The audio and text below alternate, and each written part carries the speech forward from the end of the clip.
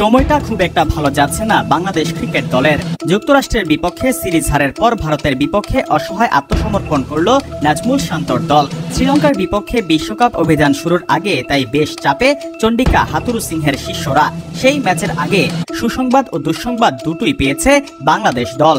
আগামী ৮ জুন শ্রীলঙ্কার বিপক্ষে প্রথম ম্যাচে মাঠে নামবে বাংলাদেশ দল। এর আগে চোটের কারণে যুক্তরাষ্ট্রের বিপক্ষে ৩ ম্যাচের টি-20 সিরিজ ও বিশ্বকাপের প্রস্তুতি ম্যাচে খেলেননি পেসার তাসকিন আহমেদ। মূল আসরের আগে তাসকিনকে নিয়ে আশার বাণী শুনিয়েছেন বাংলাদেশ দলের ফিজিও বায়েজিদ আহমেদ। তাসকিনকে নিয়ে দুশ্চিন্তার কিছু নেই বলেও জানিয়েছেন বিসিবির এই ফিজিও। এই পেসারের শারীরিক অবস্থা ভালো দেখেই তাকে বিশ্বকাপ দলে রাখা হয়েছে।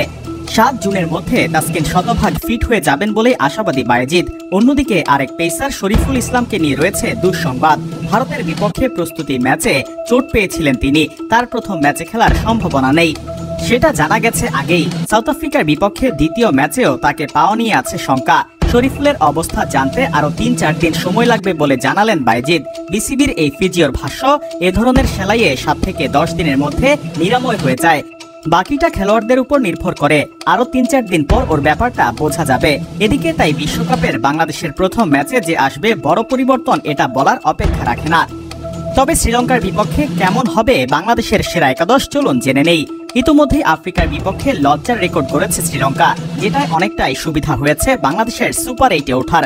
আর তাই এবার বাংলাদেশের লক্ষ্য প্রথম ম্যাচটা জয় দিয়ে রাঙানো।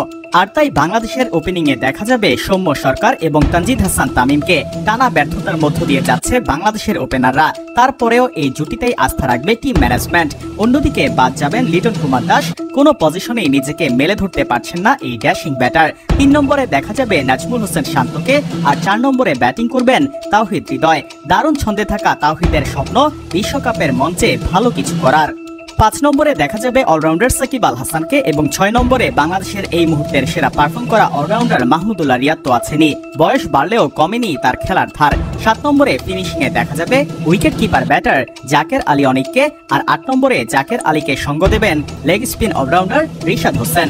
বাকি ৩ জন বোলার হবেন কারা? যেহেতু দলে ফিরবেন তাসকিন, এটা স্বস্তির বিষয়, কিন্তু এই সময়ে ছন্দে থাকা বোলার শরীফুলের অনুপস্থিতি অনেকটাই ভোগাবে টাইগারদের। আর তাই বোলিং লাইনে দেখা যাবে তাসকিন আহমেদ, মুস্তাফিজুর